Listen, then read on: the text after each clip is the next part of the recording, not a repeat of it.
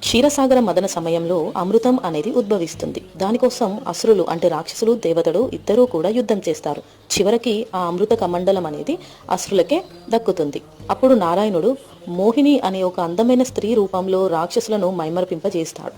ఆ అమృత కమండలమును ఆమె పాదాల వద్ద ఉంచి ఆమె అందాన్ని ఆస్వాదిస్తూ ఉంటారు. ఆ సమయంలో నారాయణుడు నెమ్మదిగా అమృతాన్ని దేవతలకు అందిస్తాడు. దేవతలు అమృతాన్ని ఆస్వాదిస్తుండగా ఒక రాక్షసుడు దేవతల రూపాన్ని ధరించి వారిలో చేరుతాడు.